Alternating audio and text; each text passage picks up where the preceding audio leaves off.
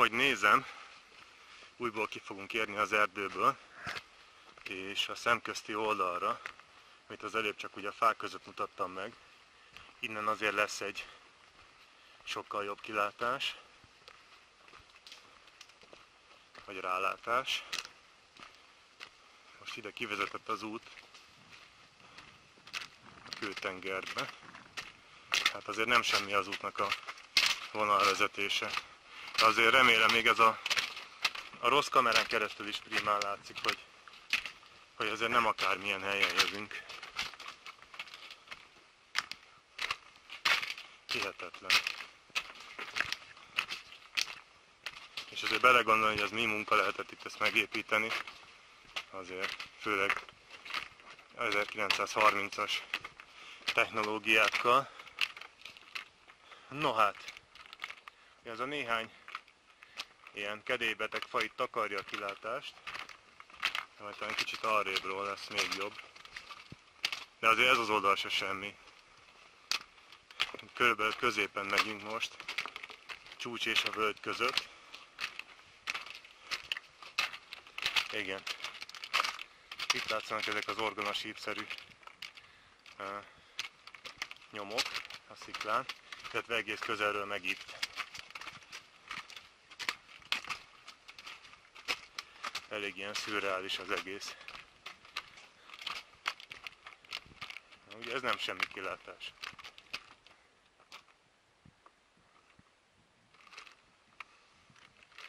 És itt van a magyarázata az orgonasípok kialakulásának, sajnos horvát nyelven, és hát ugye annyit értek, hogy a víz ugye az a vode, az víz lesz, a kamenu az a kő, tehát a víz és a kő kölcsönhatásából alakultak ki ezek a képződmények. Nagyjából összefoglalva. Egy kicsit menőzek itt a nyelvtudásommal. És itt látszanak a képződmények pedig élőben. Itt pedig olyan, mint valami fűrésznek az éle, vagy valamilyen rovátkolt élő késé. Hihetetlen.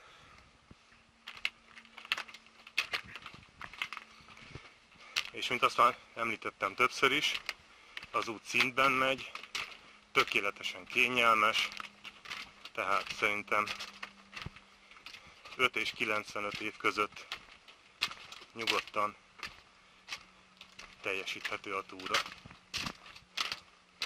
Úgyhogy ha valaki eddig még nem tervezte be, az semmiképpen sem mulassza el, hogy ezt végigcsinálja egyszer. Még egy kis rálátás így a szomszéd hegyláncra. Csak egyszerűen nem tudom kikapcsolni a kamerát, mert ez annyira fantasztikus. Meg annyira nem mindennapi nekünk csonka magyarországiaknak.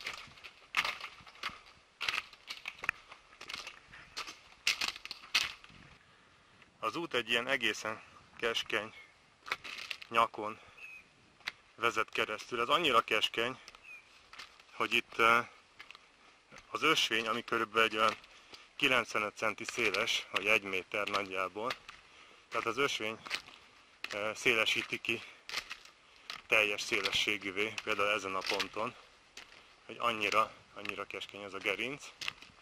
És most ugye balról újfent hihetetlen szurdok van, és jobbról is. Ugye ez az a rész, amit az előbb mutattam.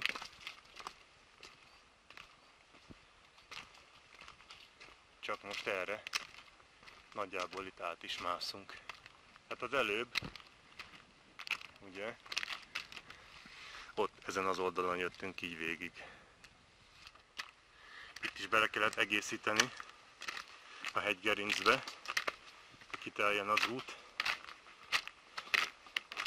Most egészen enyhén, különben emelkedünk fölfelé.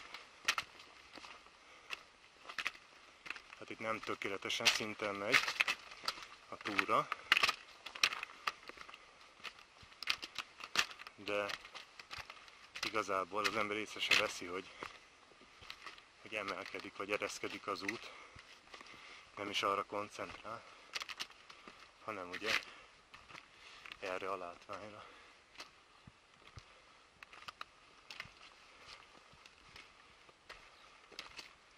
Ami Körös körül egyébként mindenhol lenyűgöző.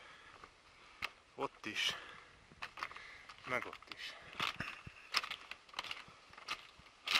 Közben valószínűleg egyébként olyan magasra emelkedtünk, hogy már amúgy sem nagyon volna itt növényzet. A törpefenyős övezet lehet körülbelül, amit itt elértünk nagyjából. Újra a hegység bal oldalára kerültünk, a napos oldalra, és újra hihetetlen. Ezt már annyiszor mondtam, de hát tényleg az.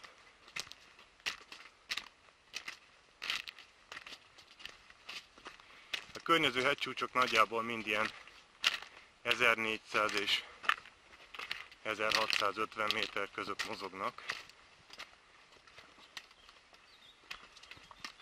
Mármint a nagyobbak. Csak hogyha valaki nem tudta hova tenni.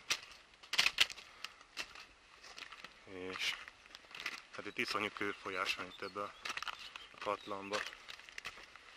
Ezek igazából nem völgyek, mert ugyan a víz vájta, de nagyjából függőlegesen. Hát ezek inkább dolinák, mint szurdokvölgyek. Hát gondolom, hogy a vidék karstos jellege az eléggé szembetűnő. Főleg mondjuk egy ilyen látképen. Mintha csak tudtam volna az előbb, hogy miről kell szövegelni.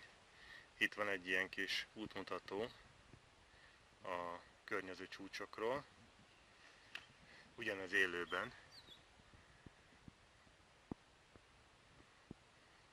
És hát a leginkább markáns az itt velünk szembe, ez a Máli Rajnak, ami 1699 méter, illetve a Veli Királynak, ami 1667 méter. Ez ugye össze van cserélve a kettő, legalábbis a magasság szerint. Ugye a Veliki az hatalmasat jelent, a Máli az meg kicsit, és mégis a kicsi a magasabb. Tehát azért egyik sem nagyon alacsony, szóval nem semmi a kilátás. Meg az út megint csak, ha lehet, akkor még rátesz egy lapáttal vonalvezetésben. Olyan, mint a régi Tarzan filmek, amikor mászták azt a fennsíkra vezető utat. Körülbelül ezt úgy kell elképzelni. És itt vannak ezek a orgonasíppal teletűzdelt sziklák ismét, amik nem csak az orgonasípjaira emlékeztetnek, hanem a radiátorra is, és most bizony úgy is működnek, szóval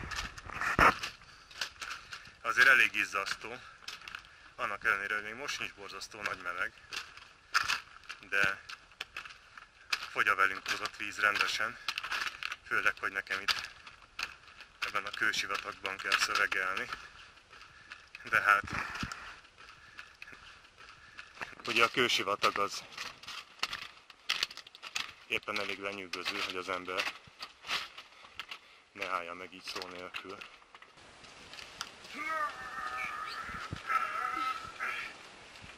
Hát ez nem ment.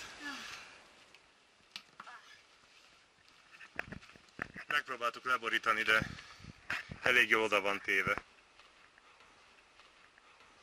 No, szóval most ez egy ilyen, megint egy ilyen szendvics szikla. Nem semmi. Hogyha az előbb nem sikerült ledönteni a hegyet, akkor most másképpen győzzük le, mégpedig meg lesz mászva, és nem más, mint az ott.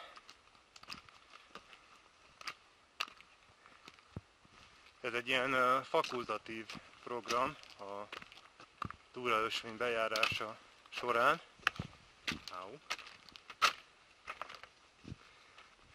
Nem okvetlenül muszáj megmászni, de hát, hogy kicsit nagyképűen fogalmazzak, ha már egyszer itt van, akkor megmásszuk. És 1676 méter magas lesz majd, illetve már most is az, csak mi leszünk majd olyan magasan nem sokára. Közben itt az út ilyen izgalmas szerpentin kanyarokat vet, és hát nem semmi a kilátás, mondjuk. Ott egészen messze, az ott az Adria, de ez majd a hegytetőről szerintem jobban fog látszani, ami itt tornyosul előttünk. A nevét is meg fogom mondani, mert valamilyen borzasztó szláv neve van, amit csak úgy tudok megjegyezni, hogyha éppen elolvastam. Na és hát szóval innen jövünk, ott éppen most az Adriát próbáljuk innen messziről lefényképezni, és itt volt egy ilyen seggcsókolós kanyar. Azért nem semmi ez a hely, ugye? Innen jövünk, majd arra fogunk menni, viszont most itt a letérő a hegy felé, a hegycsúcs felé, amit Gromovácnak hívnak. Itt a diszlexiás turistajelzés festő véletlenül így festette fel a jelzést, de azért tudjuk, hogy igazából ez piros pöttybe fehér. Na most itt ez a kapaszkodó, ez szó szerint nagyon is kapaszkodó, tehát jóformán négykézlábas, úgyhogy majd csak az igazán izgi részeknél lesz megint bejelentkezés. Addig pedig egy az izzadás. Közben itt eltávolodunk már az úttól, kicsit fölfelé. Előttünk a Gromovác csúcsa. Még ezen a törpefenyős susnyáson itt át kell magunkat verekedjük, és akkor ott fent jön egy ilyen Via Ferratába hajló szakasz. Közben pedig mutatom a körpanorámát, de csak röviden, ugyanis majd fentről lesz az igazi.